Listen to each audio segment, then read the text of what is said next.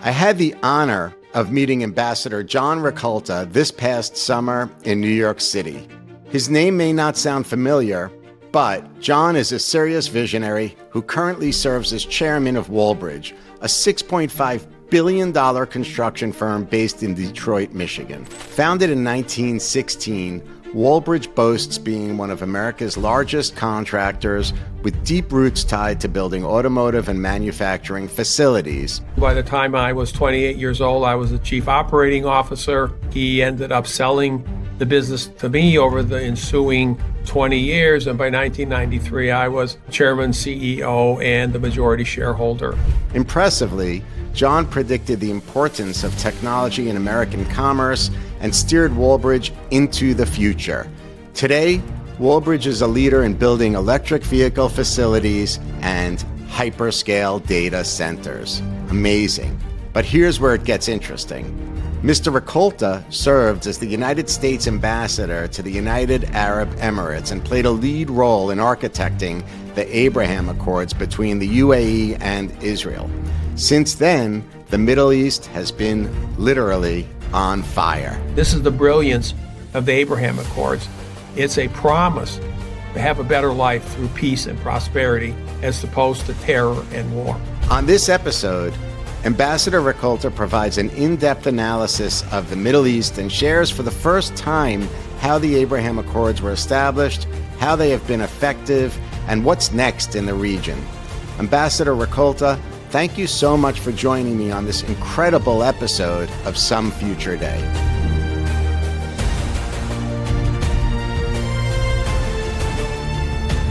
Ambassador, it's such an honor to have you join me on Some Future Day. How are you today? Everything's great here in Detroit. Looking forward to the holiday season. Thanksgiving is just around the corner, and of course, we're all going to celebrate Christmas in a different way this year. That's for sure. That is for sure. So tell me a little bit about your background. You are the chairman of one of the most impressive American companies. The name is Walbridge, but it's not a consumer-facing business, so people don't see it as a household name. And yet it was founded in Detroit, Michigan in 1916, and it's one of the largest contractors in the United States. So can you tell us a little bit about the company itself and then how you got involved and how you became chairman? Sure. Well, it has an illustrious history here, being in the center of the automotive capital of the world. We took advantage of that and have grown to be the largest builder of all kind of automotive facilities on a global basis. My involvement started basically upon my birth. My father was an employee here. He was a World War II veteran, shot down over Germany. He was in the Army Air Corps, taken prisoner of war, and came back basically a celebrated hero. And the owner of the company at that time took my father under his wing and shepherded him to a point where he eventually allowed my father to buy some stock. And in 1963, this owner passed away. I left my father the opportunity to buy the balance of the firm. And by 1970, my father was 100% owner. And that corresponded with me graduating from school. I'm a graduate civil engineer and the apple of my father's eye, if you will. And it was always planned for me by him to come into the firm, which I've always been internally grateful for. And then from that point forward, he allowed me to quickly assume control. By the time I was 28 years old, I was the chief operating officer. He ended up selling the business to me over the ensuing 20 years. And by 1993, I was chairman, CEO, and the majority shareholder. Throughout that entire 50-year, we grew, doubling our revenue every 7 years on average, and basically grew the business from about a $20 million a year revenue business in 1970 to, I think this year we'll do about $6.5 billion in new construction. And so that's basically been the history. I will point out that it wasn't done by me. We have an incredible team of people, and you can't get anything done in life today unless you have a culture, a fairness, opportunity. If you're innovative and agile, to move forward. And so that's the history in a nutshell. But leadership and vision matters. Like, I realize you have a strong team, and I acknowledge that most organizations that are driving revenue above $6 billion annually have an incredible infrastructure. But what's your tip if you're going to give our viewers a tip as to if they want to be an effective leader, if they want to inspire the team below them and align everybody with one vision so that you could hit that what did you say, double-digit growth every 7 years? I mean, that's an astronomical figure. How do you inspire your team? How do you keep them focused? What would you tell future leaders? Well, I think there are several aspects to it, but let's start with this. Every company needs a purpose, and that purpose has to be clearly articulated to everybody. Everybody in the organization has to understand the purpose. The second thing is it's all about talent and people today. And you have to create a culture, a atmosphere for people, for them to progress, to be the best that they can possibly be. And you have to encourage them every single day to be that. And then finally, you need to have processes. The processes that the business has have to be up to date. They have to be innovative, and they have to change as your revenue and your customer and the world changes. And of course, we've used and adopted technology in a very, very big way. Now, the underlying part of all that is what I would call the culture of the company, the core values. And we in the, the 80s had the opportunity to begin to work for the Japanese auto companies as they were moving their manufacturing facilities from Japan to the United States. And they encouraged us and asked us questions that our domestic customers never did. And so we created a set of core values that became the foundation of our company. And these core values are so important and they've not changed at all since we started. And so let me just repeat a couple of these to you, okay, if you Please. think they'll be very, very instructive. So there's like 7 of them. The first one is think, demand, and deliver safety in all aspects of our business. We have a very dangerous business, and a person never comes to work thinking that somehow they're going to be injured or worse, die before they get home with their loved ones and their family and dinner. So safety is our absolute number one core value. The second is to serve our customers. Our customers are the most important thing that we have. And without a customer, we don't have any businesses. And so we have to listen very, very carefully to our customers and what they stand for, and understand and produce added value to them. And this concept of added value is incredibly important to our customer and to what we deliver to them. Another one is embracing change. You know, I talk a lot about how we are going through this massive change in our society today. And if you don't change on a daily basis, it's very, very hard to stay competitive. And so that change produces a lot of fear in everybody. How does that how does that change affect me? And so we embrace change and try to show our employees and our customers how change can add value to them and what role they play in this change. Another one is relentlessly pursue success through a commitment to teamwork. We have a very complex business, and there's no one person that's more important than the next. And so operating as a team is essential to delivering world-class services. Another one is to build trust and loyalty through uncompromising honesty and integrity. Nobody likes to be lied to. Nobody likes to be deceived. People have to take responsibility for both their successes and their failures. You have to admit those. And when you do all those kind of things, you're able to begin to fulfill some of these other core values that we have.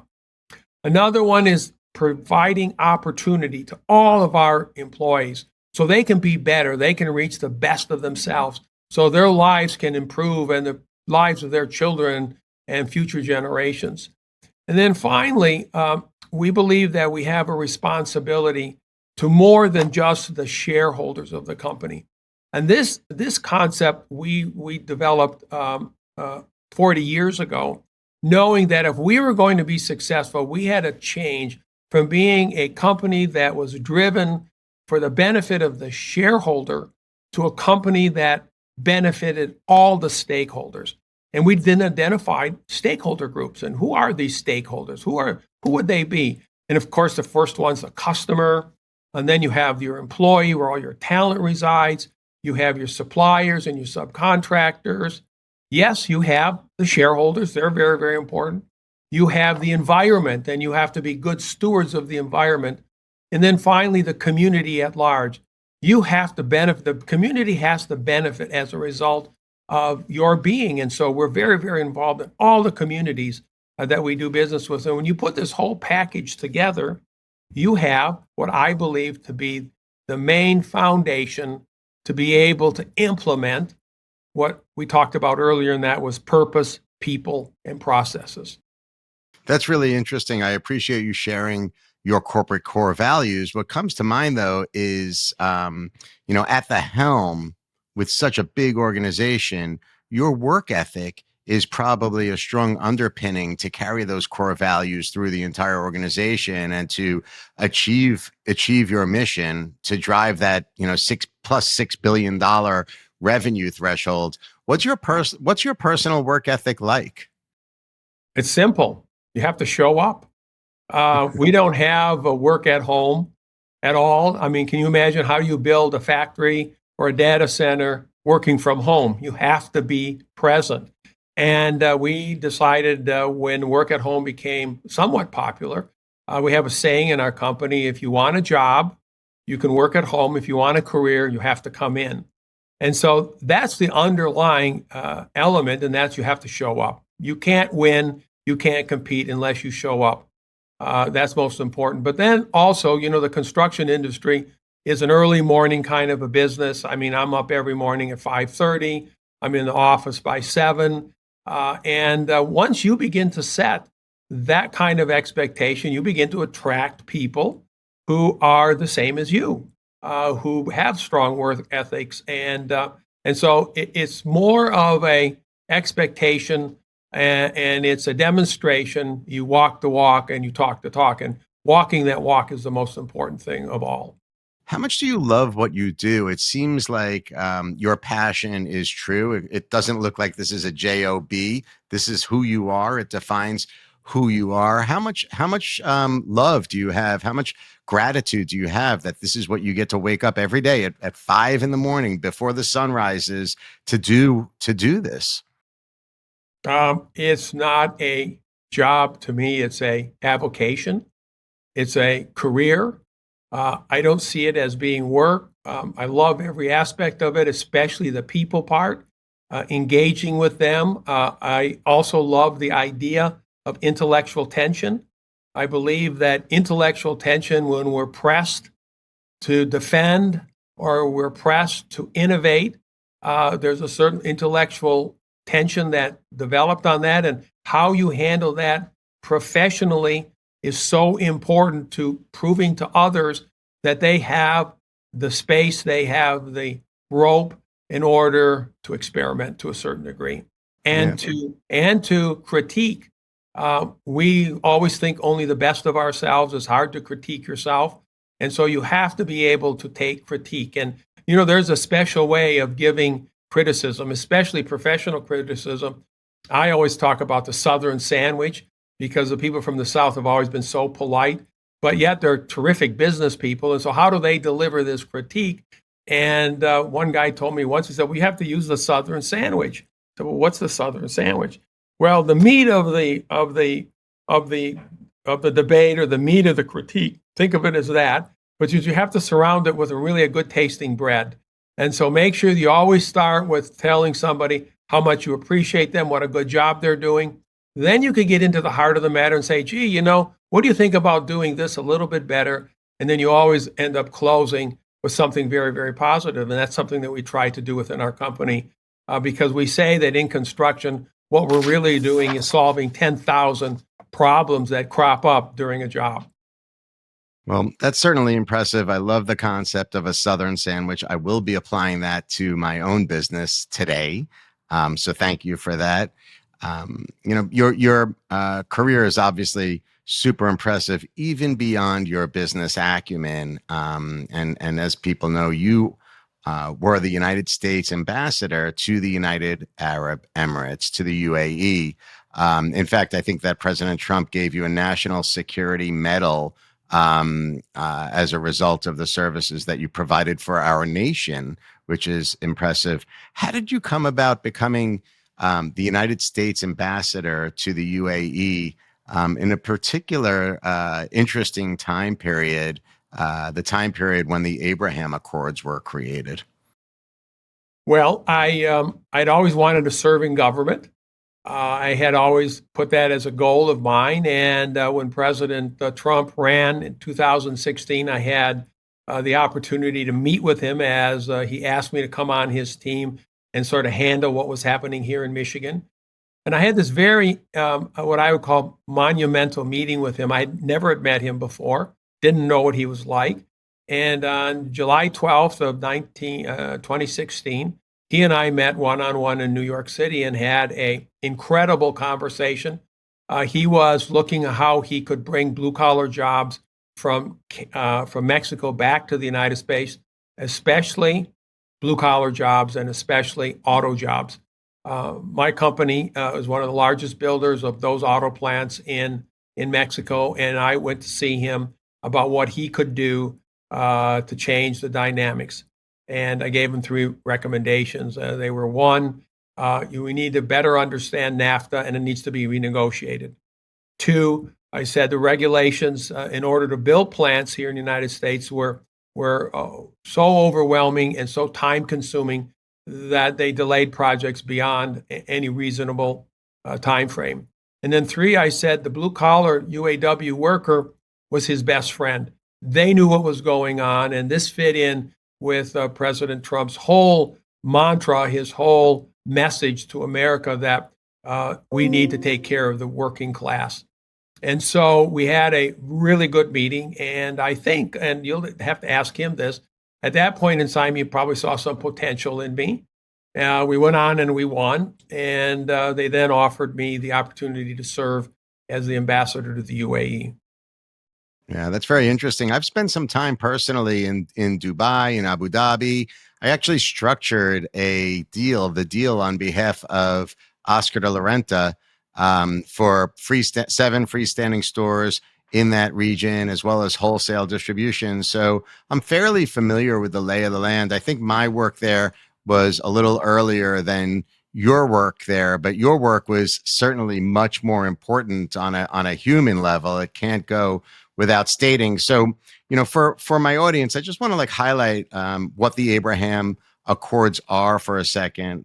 They could be assessed in several ways. You could look at the Abraham Accords positively impacting economic cooperation between the participants, diplomatic relations, cultural exchanges, and regional stability. And you played a role in what I think stands out as probably the most effective Abraham Accord agreement in terms of short-term immediate benefits to the region. That was between Israel and the UAE, obviously. And from an economic impact perspective, we've seen tangible economic outcome already through direct flights between the nations, tourism blossoming, business partnerships, which I think is the cornerstone to it all, in tech, in health, and finance, diplomatic and cultural exchanges with regards to interfaith dialogues, which has been really surprising and eye-opening to me.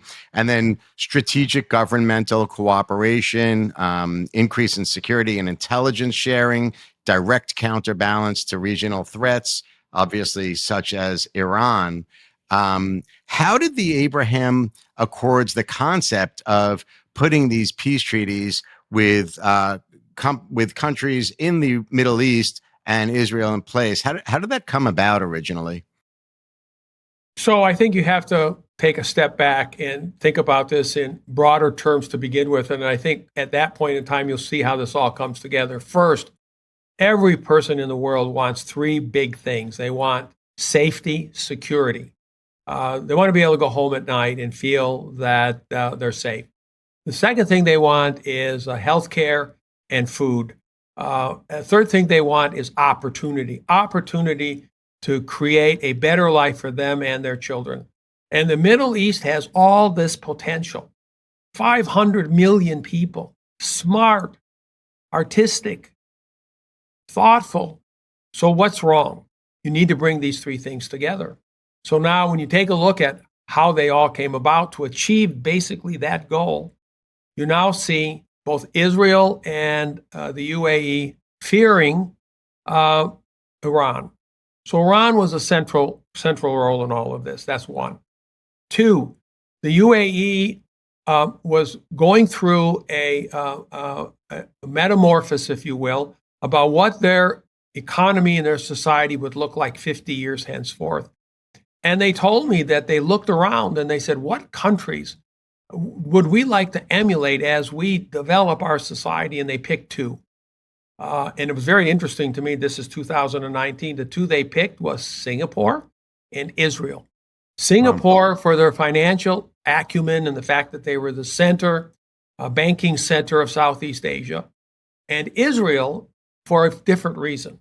Israel, because here was a country that had no natural resources, had enemies completely surrounding it, had no minerals, no water, no oil. And how was this country able to become not only the startup nation, but the scale-up nation? They were fascinated by it. And the third element was that they saw that Islam, Judaism, and Christianity all had the same father, Abraham. And they asked themselves, why aren't we closer? So you have all of these factors coming together. And the UAE and Israel had a relationship well before 2019. It was informal. It was only at the leadership level, but the UAE asked themselves this question. Why are we at odds with Israel? We have never had a war with them. We have no land disputes. And we all have the same father of our religion. How can we become closer? And then you add that in with the brilliance of President Trump and Jared Kushner, who saw this opportunity and said, look, we have this unique chance in order to bring these countries together, and we have to figure out a way to begin a peace process. And Jared Kushner put an unbelievable peace proposal on the table called Peace for Prosperity, and the Palestinians rejected it out of hand. They wouldn't even talk about it. And at that point in time, the leadership in the Arab world began to think differently. Do we need peace with the Palestinians in order to move the region forward? And in the case of the UAE, the leader had the courage to say, we don't need it. We need to do one more thing, and that's to stop annexation. And if we could get all these things together and all these points of view that I've just pointed to, we can create something. And that was the beginning of the negotiations of the Abraham Accords. It wasn't any one person, but if you wanted to pick who really pushed this in the background, it's the leadership of the UAE, and it was the White House through Jared Kushner. So when you talk about that, it's interesting. If I understand your comment correctly, are you saying that Kushner first went to the Palestinians to try to put together a peace deal and they couldn't get together, so he reverted back? And that's where these other nations and the Abraham Accords came into play. He moved away from speaking about peace with the Palestinians and figured it would be more effective if he creates normalized relationships between Israel and the participants in the Abraham Accords? Yeah, that's exactly what I'm saying. He put forth a proposal. I think it was in January of 2019, maybe it was 2020, and it was rejected out of hand. The UAE went to the announcement. The ambassador of the UAE went to the White House when they announced this prosperity and peace, and the Palestinians rejected it out of hand, would not even talk about it. And they tried to, encourage them to engage. Look, you're not going to have peace there unless the Palestinians and the Israelis sit across from each other and begin to negotiate what the future would look like. And they're so far off from doing that. And then, of course, we now have October 7th, which has completely changed the dynamics of the region for the next 20, 30 years. So let's go back to those early conversations, pre-Abraham Accords. You used the words, I love the term of art, actually, intellectual tensions, right? As it relates to your own organization. But what were the intellectual tensions that surfaced during the early conversations, either between the White House and Palestine that you're aware of, the Palestinians that you're aware of, or alternatively, the early intellectual tensions pre-Abraham Accords between Israel and the UAE? So I wasn't involved in the Palestinian discussions at all. I was the Yeah. ambassador to the UAE, and that's where I was stationed. But upon my arrival there, three big problems showed up.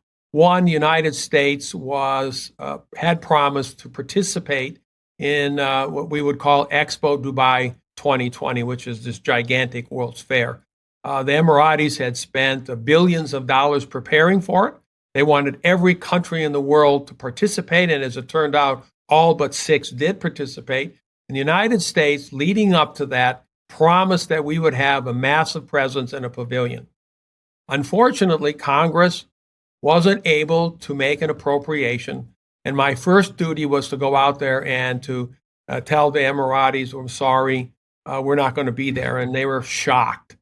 They had gone through all this effort, and all of a sudden we're 1 year out, and now we're telling them that we're not going to participate. Just think of United States not showing up for the Olympics. That would have been the impact on this. It's got to be brutal news to deliver on your side as ambassador. It was. But before I left, Jared Kushner said to me, do whatever you can, but we need to fix this. This is very, very important.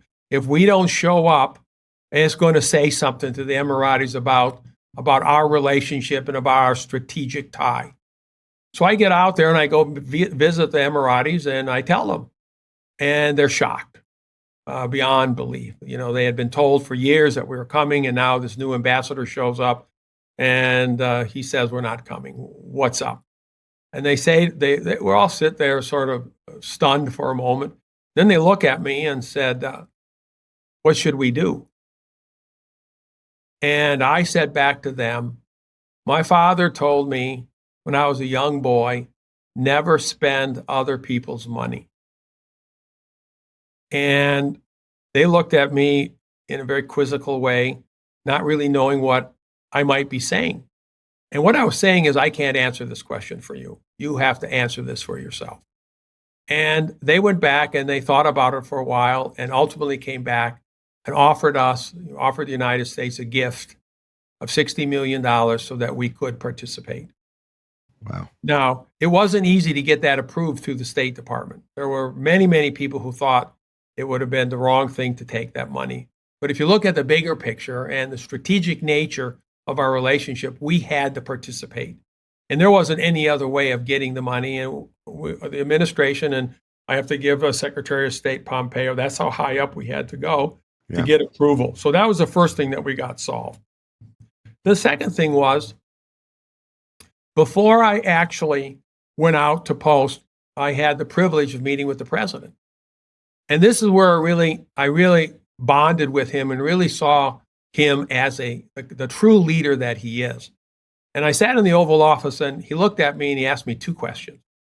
He said to me, what are your priorities, personal priorities? Now, there are all kinds of priorities in the federal government. There are the National Security Council's priorities. There are the State Department's priorities. There are the embassy's own priorities, and they're all articulated and they're written, and you have them on a little card.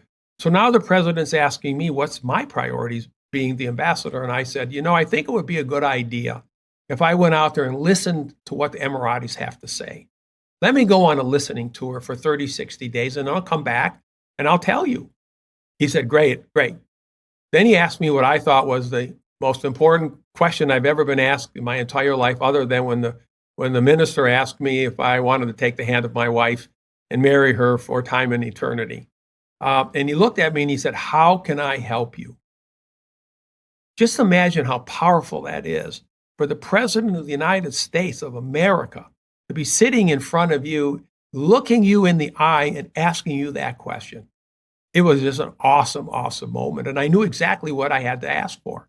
And I said, I've been I haven't gone yet, but I have been going through these briefings here in the State Department, the Defense Department, and all the agencies.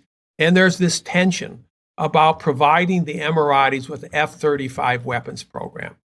There's half the government that thinks we should, the other half doesn't think we should, and it's supposedly John Bolton had offered it to them. There's all this confusion, and you can really clear the air. And he looked at me, and there were a bunch of people in the room, and I don't think everybody was happy that I asked the question, but I did. I felt it was important. And he looked at me and he said, help the ambassador make it happen. I'll never forget those words my entire life. Help the ambassador make it happen. And that launched me into a 15-month odyssey journey, incredible opportunity to build a relationship with the Emiratis like we had never had before.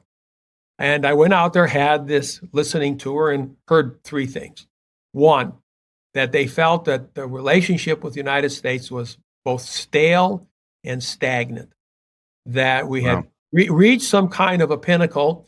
They had supported us in all of our adventures and our wars with blood and with money and with support. And they felt that we had come to a point where we had reached a plateau. And we could get into all of that if you care to what are the specifics. The second thing they said is, our entire military is built on defense material, weaponry, airplanes from the United States. And we're having a very, very hard time replenishing the ordinances and the weapons that we've used on your behalf. So that was the second big thing. And the third thing was that we needed to build out our trade relationship in a much bigger way. So everywhere I went, this is what I heard from the ruler right from the very beginning and from the crown prince. But then I went through the ministers. I heard the same thing from every minister that I went to. It almost was as if they were speaking from the same script. I went back to the White House at Christmas time of 2019, and I reported to the National Security Advisor, Robert O'Brien, that our relationship was stale and stagnant. And we had to find a new way to be able to communicate with them, that the old way wasn't working. And he looked at me and he said, the president has authorized for me to give you the authority to conduct a strategic dialogue. Now, we only do this with our best of allies, and it's really a deep, deep look into the relationship. And we had what we call a universe of issues with the UAE. And of course, we have it with every country. There's always little tensions here and there. And the strategic dialogue was an attempt to try to resolve many of those universe of issue problems. And we conducted that. And if there was a good outcome of COVID, because then COVID hit and everything shut down, so we all had a lot of time on our hands. And the Emiratis and the Americans used that time to build out the strategic dialogue from January of 2020 until June of 2022. And that strategic dialogue, what I always say was the precursor to now building this relationship with the UAE to a point where they felt trustworthy and confident in us in order to be able to proceed with the Abraham Accords, which was starting in about June, being talked about parallel to the strategic dialogue. Now, that was launched in Washington, and General Correa, who worked on the National Security Council and was very close to the Emirati leadership because he had served as a defense attaché there for many years, and Jared Kushner and Ari Berkowitz and Robert O'Brien all began this journey to bring the Abraham Accords to fruition. And if you read the Abraham Accords, as you well know, it's an aspirational statement. You sort of went through what it stood for, but the abbreviated text, it's only a text on a piece of paper, 247 words signed by ultimately all the countries. The United States is not a party to the Abraham Accords. Our president was a witness to the Abraham Accords. And the Abraham Accords, let me just read you something very quickly. It said, we, the undersigned, recognize the importance of maintaining and strengthening peace in the Middle East and around the world based on a mutual understanding of coexistence, as well as respect for human dignity and freedom, including religious freedom. We encourage efforts to promote interfaith and intercultural dialogue to advance culture of peace amongst three Abrahamic religions and all humanity.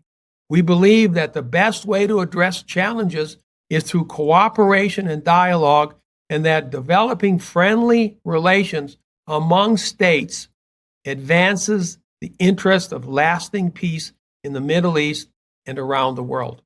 That's abbreviated 100-word version of something that's about 300 words. But when you really think about that, there isn't anything we're going to do this, we're going to do that. It's changing the mindset of all people. And this is the brilliance of the Abraham Accords. It's a promise to have a better life through peace and prosperity as opposed to terror and war. And that's where the courage came from, both our country, willing to do what we could to encourage the Emiratis and the Israelis to sign up. And they did. And they deserve the preponderance of the credit for doing that, because it took a lot of courage. There are a lot of forces out there that didn't want this to happen. Ambassador, which other countries became parties to the Abraham Accords? So to begin with, it was only the UAE. It was the negotiations and the discussions were all done in secret. But on August, I think it was 12th or 13th, President Trump announced it to the world, with the official signing to take place on September 15th of 2020. In the ensuing 1 month, Bahrain, Morocco, and Sudan all said, we want to be part of this. But the real courage was by the UAE and His Highness Mohammed Sheikh Zayed. He was the one person who said, we have to do this, and I'm going to be the courageous leader to step up. What was the risk to the UAE at that point?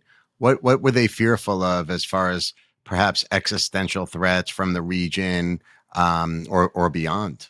Well, right away, the Arab League and many countries in the Arab League try to gather the Arab League together to condemn the UAE, and that didn't happen. I mean, there were a few countries that tried really hard to conduct this effort, but it fizzled out because everyone knew. Secondly, what's important to understand is the role that Saudi Arabia played behind the scenes. In order to be able to have tourism, for instance, the airlines between United Arab Emirates and Israel had to fly over Saudi Arabia. There was no other way of getting there, almost entirely over Saudi Arabia. So we needed to have flyover rights already in advance agreed to. And so Saudi Arabia was approached by the United States and said, we're going to do this, but we need your help. And of course, we got the flyover rights for Israel and the UAE. And so Saudi Arabia played a good role. They've signaled, yes, go ahead and do this. We can't join, but maybe someday we'll be able to. Maybe this will be a catalyst of a different Middle East. The other threat was, of course, Iran. And Iran was very, very unhappy with it because it aligned the UAE more closely to Israel. And Israel is the mortal enemy of Iran right now. So do you think Saudi Arabia will ever join? I know that right before October 7th, it was my understanding that the Biden administration was actually bringing Saudi Arabia to the table, and it looked like they were going to participate in the Abraham Accords. Do you think it's feasible now for them ever to participate? I think take the word ever out of the equation, because yes, I do believe that there is an opportunity. We believed at the end of the Trump administration in the month of January of 2021, just before inauguration day, that had we won, it would have only been a matter of months before Saudi Arabia would have come on board.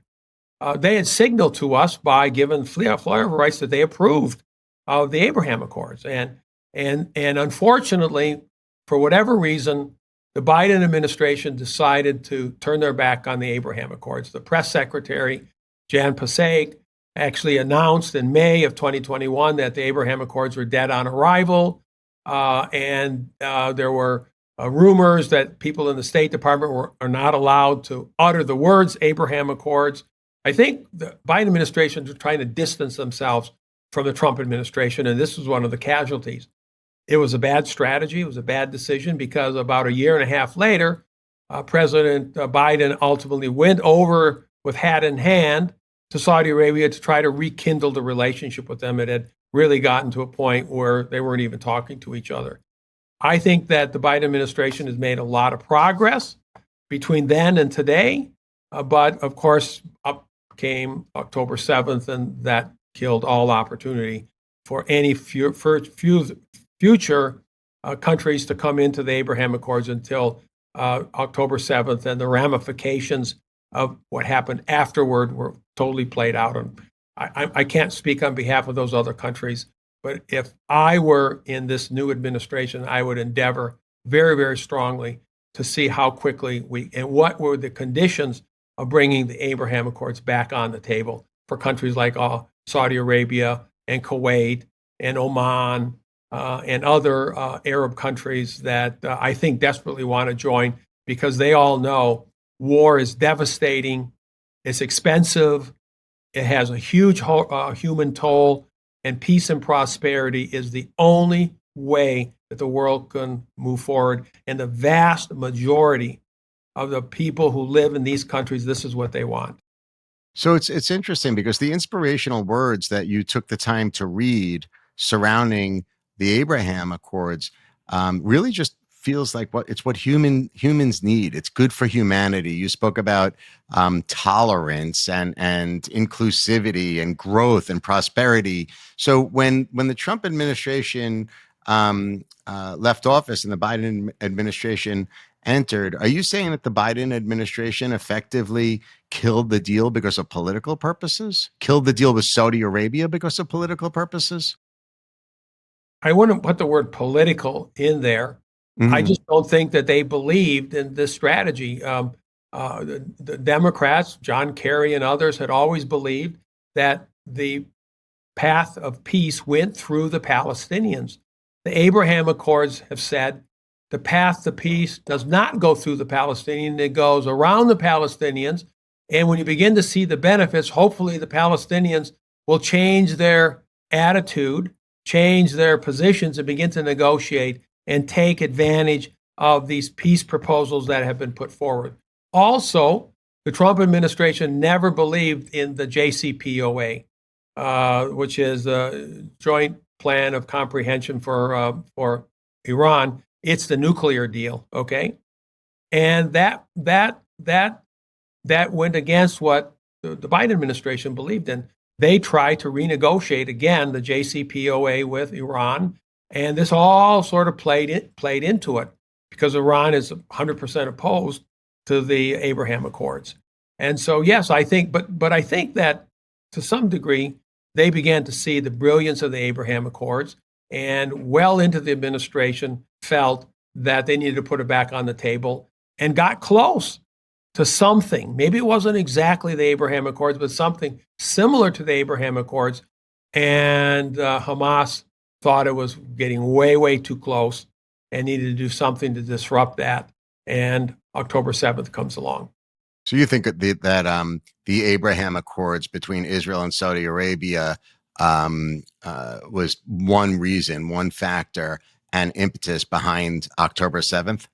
I do. I totally believe that. I don't think it was the only factor, Yeah. but I do think it was a factor. You know, look at Hamas's charter basically says the elimination of Israel. And so that was another factor. They thought that they had the support of the other Arab nations, you know, the Houthis, the Hezbollah, and Iran, that somehow they'd all come and join in, and that would be the end of Israel. And obviously, they totally miscalculated. I don't think they ever thought it would be the end of them. But, you know, we have what we have today. And the Abraham Accords, in my view, are the only prospect for bringing peace back.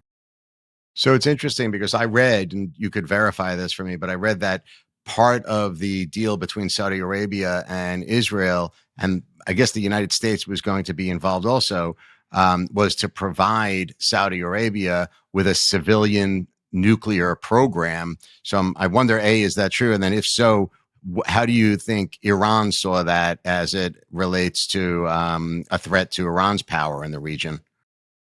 So you can look at the nuclear power in a more positive light, the UAE actually has 4 large nuclear power plants that produce 25% of their electricity. They went online in 2020, and Saudi Arabia wants the same thing. Now, why?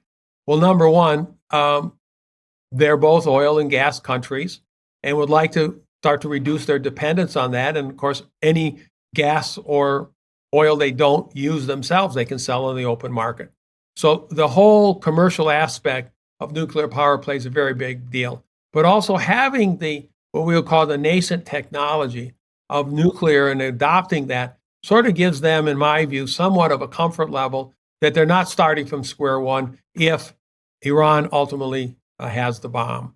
And so I think all that comes into play in very, very unique and complex circumstances. Interesting time period for sure. Before we move off of the Abraham Accords, I just want to get a better sense of how important is the UAE, our relationship, America's relationship with the UAE. It seems like it's much more important than most people realize.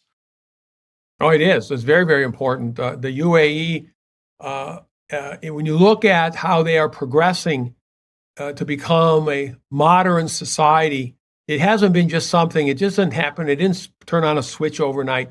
This has been a progress that they have been going under a journey for decades. They've had a relationship with Israel. They began to have more individual rights within their country. In their federal cabinet today of 30 individuals, 10 of them are women. They had the year of tolerance in 2019 when I arrived there, which basically espoused the same values as you read in the Abraham Accords text. They began to build the Abrahamic family house, which will be a center for study about how Islam and Judaism and Christianity can all work in greater harmony together for the betterment of mankind.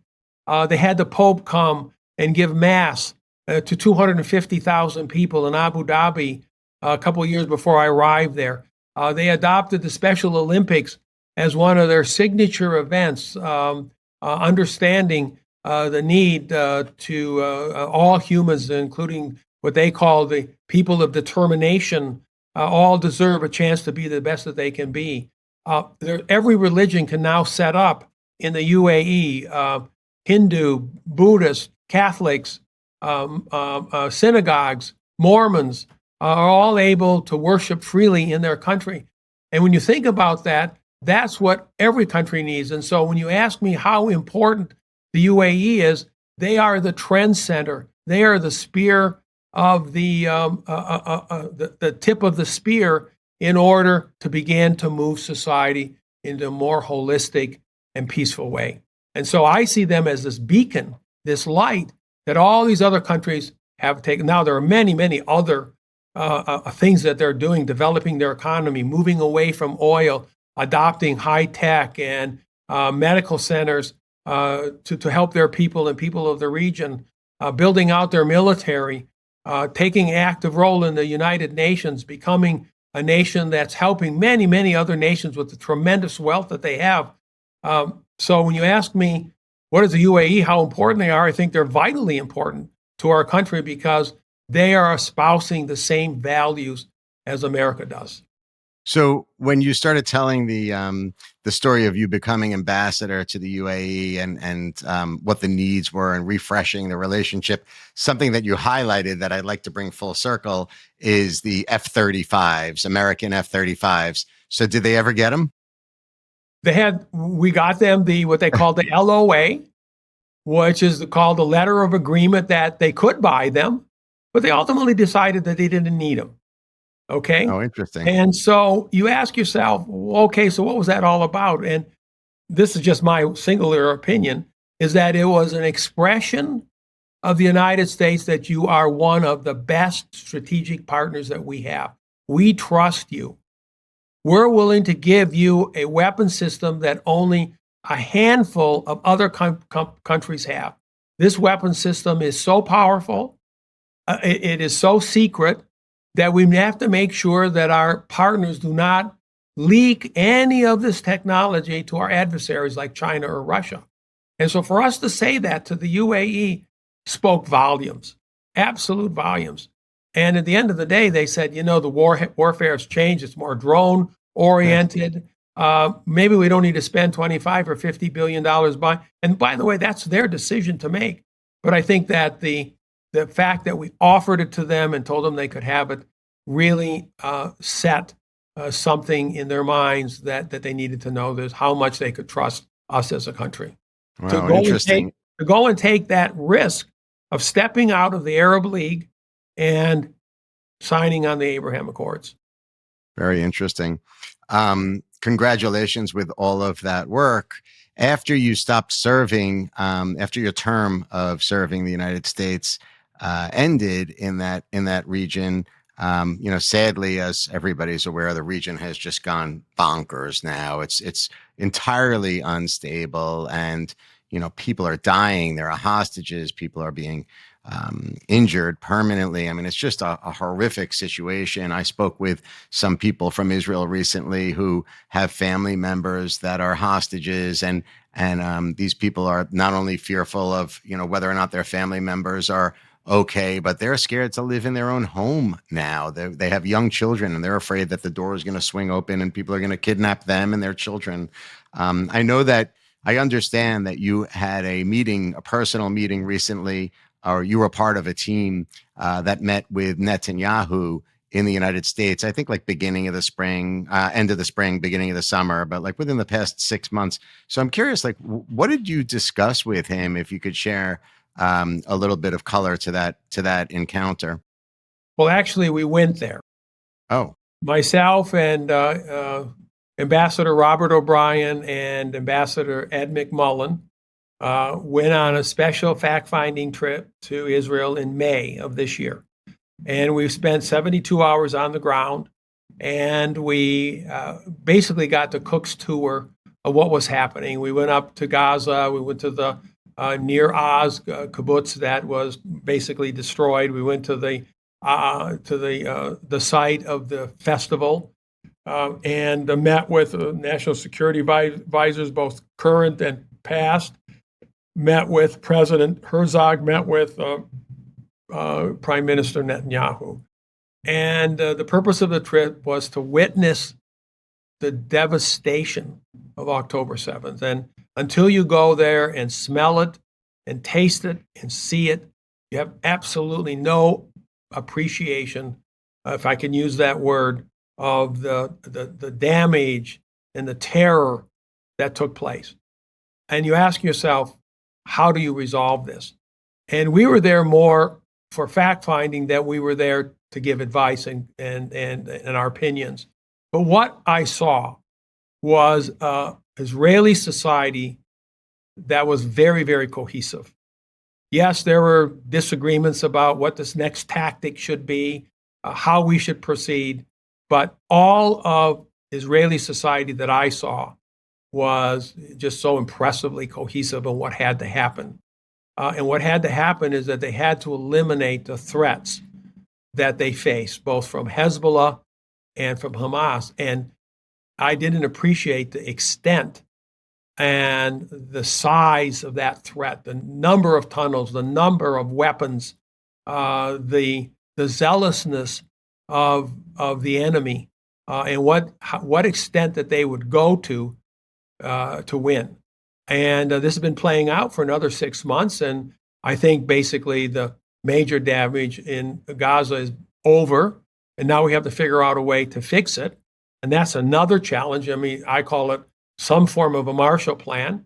But when you take a look at what has to take place to fix Gaza, you can look at examples of a total destruction of the infrastructure of a society. Just look at Dresden, Germany after World War II was totally destroyed. And so how did that come about? Well, there has to be a political leadership that is part of that. The Palestinians have to have a political leadership that wants to find a new day. If the political leadership wants to continue war and terror, you're not going to fix it until that sentiment, that possibility is eliminated, because it's going to take tens and tens and tens of billions of dollars to fix Gaza. and to give it a brighter day. And there isn't anybody that's going to invest in that if they're going to stay at war. So the first thing has to be some kind of a regime there that wants to move towards something akin to the Abraham Accords. Do you think there's a leader within that community that would be able to step up? And then also, it seems like a challenge to the Palestinian people, to the Gazans, is the fact that for so many years, generation after generation, it appears like they're taught to kill the Jews. And do you feel like that leader will be able to get over that hurdle and change the minds of the citizenry? You ask a very important question that I don't have an answer to. Being out of government for 4 years, you don't have access to classified information. You aren't the center of the discussion. You're on the periphery, looking in and trying to read the tea leaves, but it's very, very difficult to do so. But what you've just mentioned is the fear of everybody, that there's just such a significant portion of the population, I don't know what that is, 20%, 10%, 30%, that never want to settle, are willing to die for their cause. And that's going to be a very, very hard challenge to overcome that. Ambassador, how messy, in your opinion, like how would you categorize the situation in the Middle East today? Do you think that it's something that could be turned around? I know you're saying it will take a long time, but do you think it's feasible that perhaps the participants from the Abraham Accord peace agreements can play a significant role in trying to help Israel and the Gazans to find peace, and then now it's just spreading all over, right? You mentioned Hezbollah, so it's going into Lebanon, and I think it's like a 7-front war or an 8-front war now. Missiles are flying back and forth with Iran. Obviously, the Houthis, have been calmed down a little bit, but they've also been attacking. Do you think this is something that the new administration will be able to calm down a little bit and take control of? I do. I think that the ingredients are there today to begin to make substantial progress, and it's based on both the promise of the Abraham Accords, but it's also based on the reality of what's happened. And that reality has taught Israel, and to a certain extent the United States, that the Houthis and the Hezbollah and Hamas isn't as powerful as we once thought. Okay, I think there was a greater fear. We've eliminated a lot of their capabilities, and I believe that Iran is having their own internal problems. They have a leader that I'll say in a nice way, maybe at the end of his term, 80 some years old. No successor yet has been identified, and I think that they may have to take a deep look at their own behavior, which is probably happening to a certain degree. And they have to decide whether they want to continue this, because their economy is in terrible shape. Their weaponry certainly didn't stop any of those 100 jets that flew over or into Iran. So I think there is this window that something can happen. And I hope that the Trump administration takes advantage of that. And I'm confident that they will. Ambassador, I heard from one of my pretty reliable source, actually from an intelligence source, somebody in my network, that the leader of Iran is actually pretty sick and like almost on a deathbed. Who knows if this is accurate or not. I heard that they've actually selected already somebody to slide into that position at the right time. I don't know if it's true or not, worth sharing. Anyway, it's really, I wanted to get into a deeper conversation with you today. I know that your company is building these hyperscale data centers, and you're building these incredible automobile factories all over the world, in the United States too.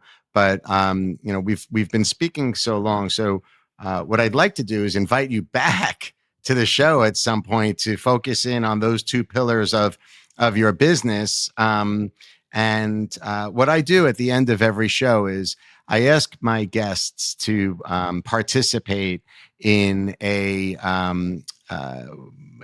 little thing that I do where it incorporates the name of the show, Some Future Day. It's a James Joyce inspired concept. Some Future Day is the name of the show. And what I do is I start the sentence and then I ask my guests to finish. So I would like to ask you, are you game for that?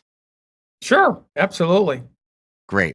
So here we go. I just think of it off the cuff, but in some future day, the Abraham Accords will be Adopted by the entire world, that if people or countries do not actually sign it, that they will become a partner to it. And that has already begun to happen. There are some partners that have signed up. They're not actually signing the Abraham Accords, but they're partners to the Abraham Accords. And I think if you just keep on reading the text over and over and over again, the promise of the Abraham Accords is really the only way that the world can come together. That's beautiful. I agree with you. And I laud you for all of your achievements and successes, not just commercially, but what we've spoke a lot about today is about humanity. And I really do appreciate your work. Thank you so much for joining me today. Okay, I would just leave you with one thought. In the automobile today, there are 6 major national security issues that the United States has to keep vigilant on: battery technology and chemistry, chips and processors in terms of electronics, the speed of the cell technology, lightweight materials, and advanced manufacturing techniques. All 6 of those apply to everything that is produced in our country eventually. So do you feel like the solution to those 6 elements is to bring all manufacturing back to the United States? I think we need to bring back what is in our national security best interest. That's number 1. 2, that our logistics and supply lines have to be shortened significantly. 3, any materials or manufacturings that we don't produce here that figure into national security has to be brought back. And number 4, these are not old blue-collar jobs. These are high-tech jobs that require a tremendous amount of education and training. And this is the future of the world and the future of our country, and we need to do it here at home. Do you think that Trump's proposed universal baseline tariff will play a positive role in bringing those jobs back into the United States? I do. We're not in the 30s anymore. We're in a global competition against adversaries who don't have the same values as we have. We need to protect those values in any way that we can, and it starts with freedom and opportunity, and we have to do whatever we have to do in order to secure our base, and our base is our industrial base and the ability to protect our homeland. Thank you so much for sharing that today. I appreciate it, Ambassador. Thank you very much for the opportunity, and I look forward to your next Future Day conversation. Thank you. I know your time is very important, so thank you so much for joining me today. For ongoing insight surrounding these important topics, you can join the conversation on my social media channels, including Twitter, Instagram, and LinkedIn at Marc Beckman. And to sign up for my newsletter on Substack, you can find me at marcbeckman.substack.com. To make sure you don't miss a show, be sure to subscribe to Some Future Day across all major platforms worldwide, including YouTube, Spotify, and Apple. Special thanks to New York University for producing Some Future Day, and a big shout out to my producer extraordinaire, John Boomhofer, for being patient and always encouraging me to push through. Thanks a lot, John. Have a great day.